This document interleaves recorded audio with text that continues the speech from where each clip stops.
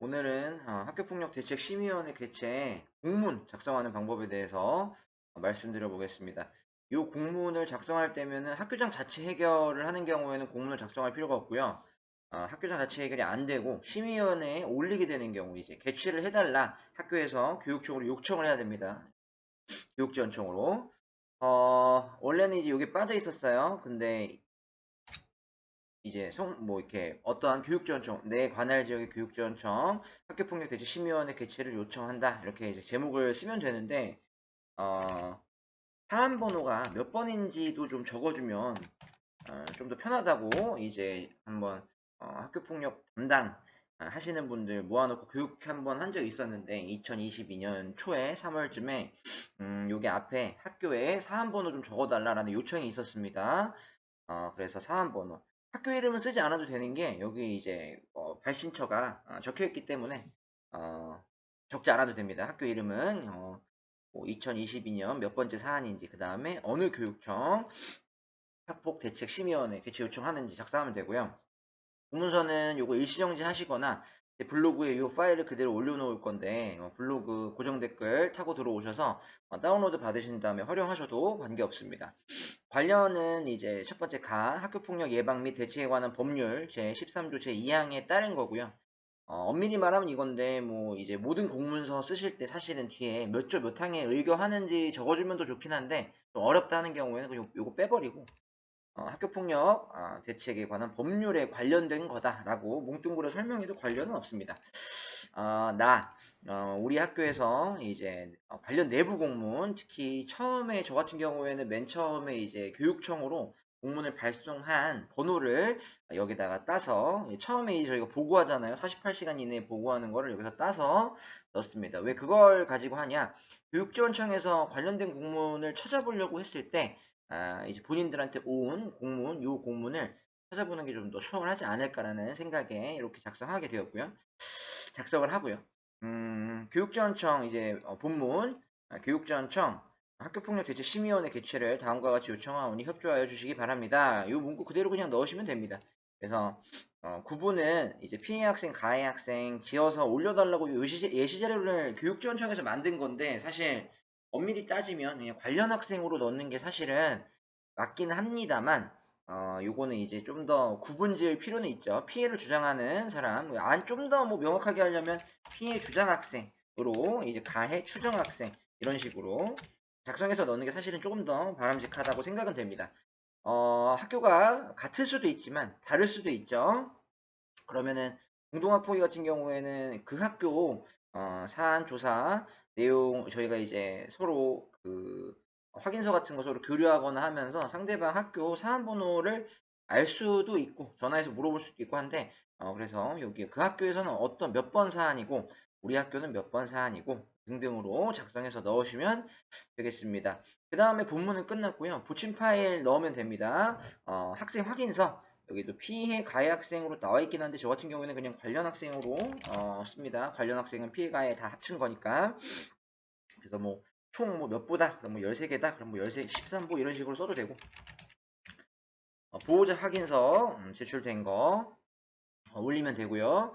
목격 학생 확인서 관련 학생 확인서 뭐 여기다 관련 학생 및 목격 학생으로 같이 이제 스캔 떠가지고 보내도 되는데 따로 보내도 상관은 없고요. 근데 이제 저 같은 경우에는 관련 학생 확인서를 쓸 때는 아무것도 안 쓰는데 목격 학생 확인서 학생이 작성한 확인서 위에다가 목격 학생이라고 좀 써놓는 편이에요. 그래서 좀 구분 지을 수 있게 여기 아예 교육청에서는 따로 보내달라는 의미로 보이긴 하는데 어쨌든 자료가 전달됐을 때 구분만 지어지면 된다고 생각은 합니다. 학교폭력 사안조사 보고서 작성하셨을 것 이거 이제 첨부해야 되고요. 제일 중요한 자료죠. 피해 가해 학생 긴급조치 보고서 같은 경우에는 있을 수도 있고 없을 수도 있어요. 목격 학생 확인서도 없는 경우도 있습니다. 두 학생이 서로 가피관계에서 다 인정했거나 아니면 둘만 있는 장소에서 했거나 뭔가 그런 상황인 경우에 목격 학생 확인서 자체가 없을 수도 있는데 긴급조치가 있는 경우가 오히려 더 수가 적죠. 그래서 긴급조치 보고서가 있는 경우에는 첨부해서 올리면 되고 없는 경우에는 생략해도 상관없습니다. 전담기구 심의 결과 보고서는 꼭 있어야 됩니다. 왜냐면은 전담기구 심의 결과 후에 학교폭력 심의위원회 개최 요구를 하는 거기 때문에 결과 보고서는 꼭 들어가야 하고요. 개인정보도 들어가야 합니다. 피가해 학생의 개인정보. 개인정보는 왜 필요하느냐? 이것도 필수 서류인데, 우편번호, 주소, 등기가 발송될 건데, 이제 학교에서 해당 학생과 보호자가 살고 있는 주소에다가 보내야겠죠? 보호자명, 학생과의 관계, 휴대폰 번호. 가끔 가다가 이제 교육지원청에서 직접 보호자분들께 연락을 해서 뭐 안내하거나 하는 경우도 있긴 합니다. 그 다음에 그 외에 기타 심의위원회 의결에 필요한 자료 같은 거 있으면은 요것도 이제 한번 넣어라 라고 하는데, 이제 그 외에 기타 자료 필요한 경우에는 이제 같이 붙여 넣으면 됩니다. 빨간색으로 표시해서 작성한 거는 이제 제 개인적인 생각에는 들어갔으면 하는 가해자에 대한 즉시분리 의사 확인서 양식, 요것도 들어가는 게 저는 맞다고 생각해서 같이 넣고 있고요. 사실 이거 뭐 있으나 없으나 이렇게 의결하는데 큰 영향은 없으나 내부적인 이제 즉시분리 의사를 표현했는지 안 했는지, 실제로 분리가 됐었는지, 그 사이 내에 학생들의 태도가 어떤지 사안조사 보고서에 적혀 있겠지만, 그래도 이제 초창기에 이런 의사 확인서 받았다라는 것도 같이 올려주면 좋을 것 같고요. 심의원회 개최 요청서도 올려야죠. 요거는 이전 영상에서도 설명했지만, 보호자가 이거 심의원회 개최해달라고 요청하는 서류니까 받게 되면 요것도 같이 올려야 하겠죠.